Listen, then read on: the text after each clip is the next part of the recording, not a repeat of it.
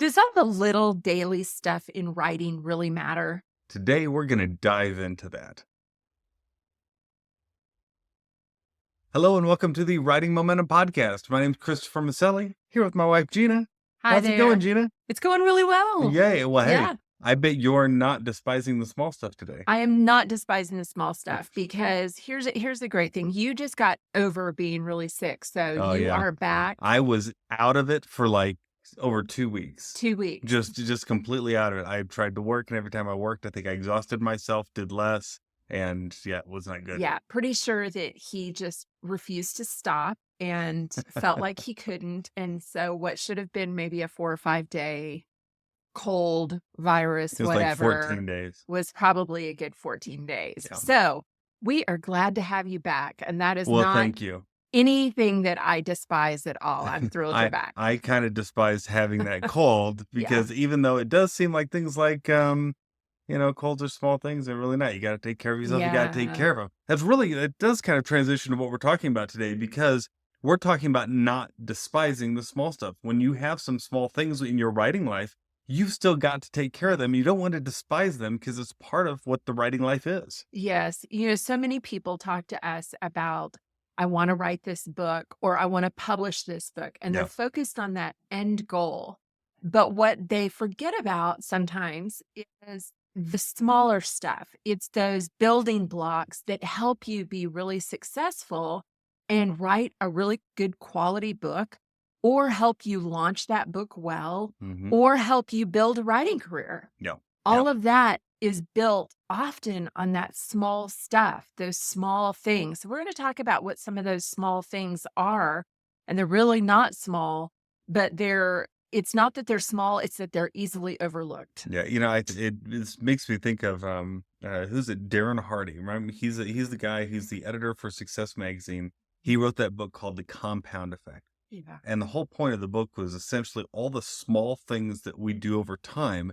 If you see how they work together and compound together, you're accomplishing big things because of the small things you're doing.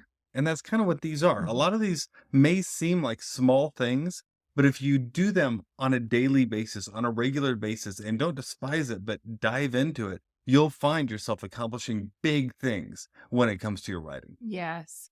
And so we're going to start with this first, what seemingly is the small thing, and it really isn't. This is what's going to make or break how good your book is.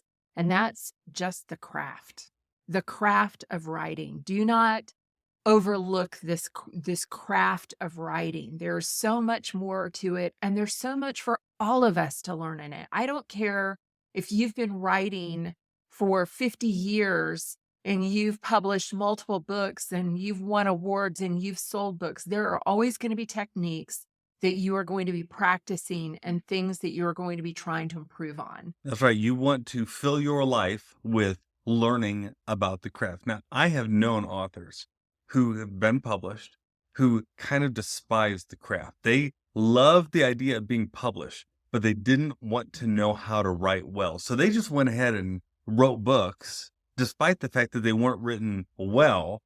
And yes, they were published, but what they ended up with were a lot of books that really wouldn't make much of an impact and certainly wouldn't last the test of Mhm. time because they weren't written well and they weren't looking to make them written better, right? Right. And you and I were just talking about this the other day. We were talking about we how what was kind of a final project or a final piece 20, 30 years ago for Hmm. us.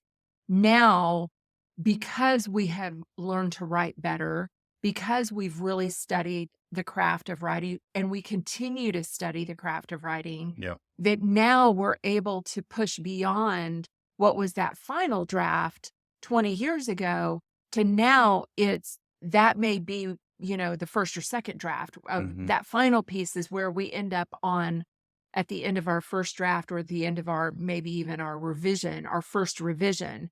But we know that we can't stop there. We have to keep going because we know now what to look for and ways that we can make that better each time. And we know ways that we can make it stronger, we can make it tighter, we can make it more concise or clearer We can use different techniques within and devices within the writing to make it stronger and to make it really jump off the page. So what you're saying is our final draft 20 years ago is about the same quality as our first draft now because we become better authors. So now our final draft is far beyond what we could have done 20 years ago. Yes. And maybe in 20 years from now, that will be our first draft Yeah. again, right? Yes. And that's not to say that Chris and I are unique in that. No, I think hopefully if that's that way for any writer Would have that. Mhm. I think there are writers that we know today who are prolific writers, who are just really great writers, who, if you were to ask them, "What was your work like 20 years ago?" They would say, "Well,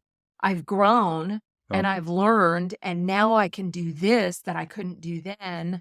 And it's just they've become even better in their craft. Yes. So we really encourage you study craft, and you can do that in a variety of ways. You That's right. So you want to understand how to structure your book. That's craft, right? How do you do a book structure? Where how do you create a act one, act two, act three? How do you do a beginning, middle, end? How do you create character arcs and story arcs and that sort of thing?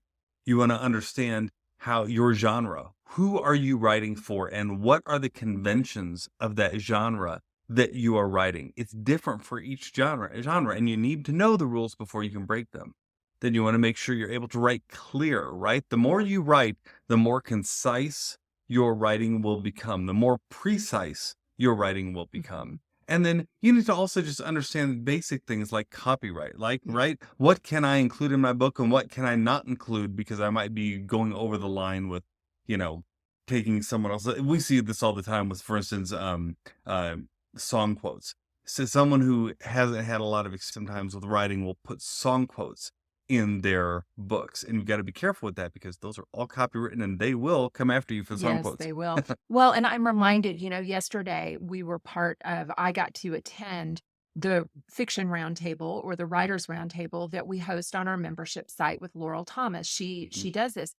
And she was talking about dialogue, how to write dialogue in a way that it just really pops, Mm. that it builds a character and helps a character grow so that it entertains, so that adds conflict. I mean, she was talking about all of that because dialogue, and this is just for example, dialogue is one of those areas that if you aren't familiar with some of the techniques that you can bring into it, it would be really easy to write very boring, bland dialogue that would be kind of like, "Why is this here?" Or Mm. it kind of slows down the reader. It doesn't really move the story along versus somebody who's really studied that craft of dialogue who can then add so much punch into it. There's so many layers in it. And it Yes. doesn't have to be long. That's the thing. It doesn't have to be long. It can be in just a few short sentences. You can give a reader a whole different view on a character Yeah. just with that short dialogue and all that is built around that. Yeah. That's right. That's right. All right. So work on your craft. Don't despise Mhm. working on your craft. Second, work on building your author brand and don't Yes. despise that. It is so easy to feel frustrated about the fact that as a writer today, you've also got to become a marketer, right? Most of us don't want to be both, but you really need to. If you're an author today, it doesn't matter whether you are self published or traditionally published. Those traditional publishers today, they will tell you you've got to be the one to market your book. We have friends who've been published by some very large publishing companies and have been surprised how much those companies are relying on them to come up with their marketing strategy and to execute that marketing strategy and even pay for that marketing strategy. So you've got to understand those things in order to really become successful with your author brand. Yes. And so when Chris is talking about building your author brand, what we mean by building your author brand, just the basic level, and Hmm. this is just to get you started, is building your website, Yes. collecting names, having a lead magnet Hmm. that will encourage people to give you their name in order to download that lead magnet. Hmm. It means starting on social media and not starting on social media just to build social media numbers, but getting active on social media to drive people to your landing page and Mhm. your website. That's what you really want to That's a key. do. And then building your email list and building your newsletter and starting that newsletter and having it go out regularly. Yeah, so let's just touch on this for a moment because this is a hot spot you just brought up. Almost all authors we talk to do not want to dive into the social media realm because they look at it and they think, oh, they despise that small stuff, right? They look at it and they think, what a pain in the rear it's going to be to try and put posts out every day and get people to read them.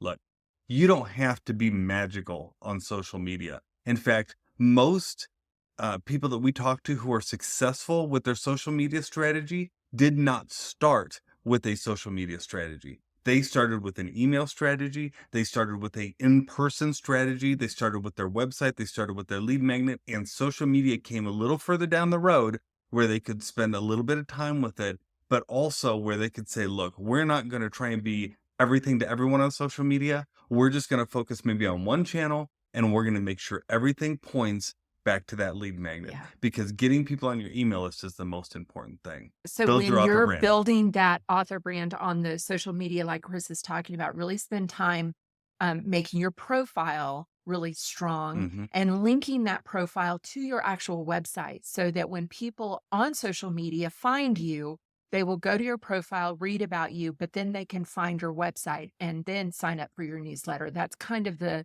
lead that you're kind of leading them towards. That's what you're wanting them to do. You want them on that newsletter, and we've talked about this a lot. So you can go back and look at, we've done several episodes on newsletters, but that is where the gold is because that is when you can directly speak to your readers who want to know about your projects and about you as a writer. Yeah. The next thing you want to be sure that you don't despise are understanding publishing strategies. Okay. Let's just take this from just the understanding the difference between traditional publishing and self-publishing, or even hybrid publishing, which is kind of a combination between the two. We just this last week, I received an email from someone who said, I really want to get published. I've got my novel almost done, but I don't want to self publish. I want to know how to get traditionally published. Okay. I understand that. But my question back was, why not? Why don't you want to become self published? Not that you should, but why? And their answer was because they didn't know anything about it. Okay. You've got to know about these two different avenues because what we have found as self publishing becomes more and more and more common, it's pretty much just as common now as traditional publishing, is that becoming self published is for many authors actually easier and more effective than traditional publishing.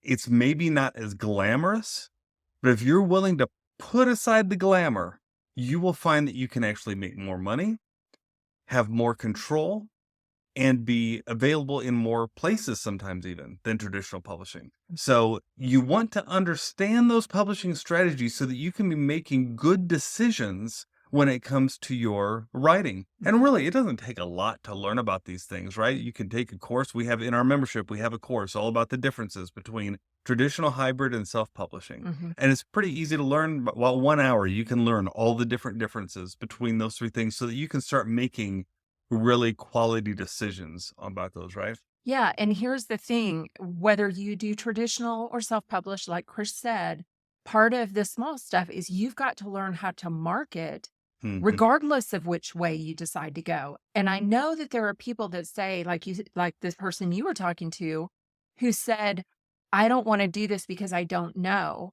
You're gonna have to learn You that can do it either way. whether you do it whichever way Yeah. you go, you're going to have to learn. Now, with a traditional publisher, they're going to hire the editors. They're going to take it and have it designed. They're Yep. going to decide on the title. They're going to decide on how it's laid out. They're going to decide on how they launch it. They are going to take those choices away from you, which is fine because they are in the business of making money and this is their specialty. But on the when it comes to the marketing side, you're still once that book is out there, they're still going to be coming to you saying, "Okay, it's time for you to do these kind of promotions." or you said in your proposal that you would do this, this, and this, and now we're looking for you to do those, or, whatever it is, they're going to be looking for you to step up. It is no longer the world where you put a book out there and it just goes and you don't have to do anything with it. Unless you are a well-known author who already has a following. But I will tell you, Chris, a lot of the authors that I am reading right now Mhm. are self-published authors, Oh, yeah, yeah. Good and good number they of them. are they're kicking it. Oh, yeah, yeah. They're crushing it. They're We doing a we great know job. authors now who have television shows they could easily traditionally publish, and they choose not to Mhm. because it's easier and makes more money, and they have more control than if they traditionally published. And And so, and we're not saying this because we're saying, well, everybody needs to be self-published. no. That's not it at all. We just want you to be informed of what the landscape is like so that you can make an informed decision regardless of which way you decide to go. Yeah, we believe in both kinds of publishing. We have both been published in both ways, so we Mhm. believe in both. We just want you to be knowledgeable. And then finally, we want you to make connections. Remember, writing is no longer a solitary venture. Mm-mm. This is not about going to your writing cabin, writing, being all alone, and then your book becomes a hit, right? Oh my gosh, It that sounds so it sounds wonderful. luxurious. But Ah, the way to get your writing done today in today's distracted world, right, where there's so many things that are begging for your attention, is to make connections. Write with other writers, right? Do co-writing sessions together, attend writers' conferences. Those kinds of things can make a huge difference in your life. So much so that we have found that the accountability from that has been a game changer for us. yes. And I actually know of an author, a very successful self-published author, could be traditionally published, but she is crushing it on her own. And so she's decided to stick with self-publishing. But one of the things that she has done, which I think is just genius, is she and some of her friends who are also authors have created kind of a marketing hub together Hmm. so that when one comes out, the others are promoting their book to their newsletters. And when another comes out, they're promoting it to the other people. And so it's a collaborative effort that they're doing. And I believe that they get together pretty regularly, Hmm. multiple times a year, even though they live very far apart, they get together for multiple times a year to discuss marketing options Yes. and what their strategy is going to be as a collective unit. And I just applaud them for that. Like, what a great idea so that the marketing isn't just falling on one person, but they are working together to make sure that they are all successful. Yeah, that's right. Hey, if you want to have someone to write with, we would love to have you join us in the Writing Momentum membership. It's $25 a month. It is not expensive. It's not even a dinner out, right? I mean, it's less than a Not dinner out, a even. little more than a fast food, maybe.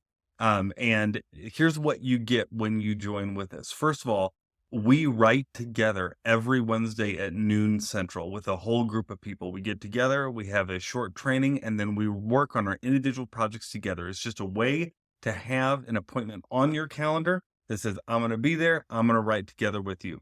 If you can't make that time, it's okay. We record the trainings.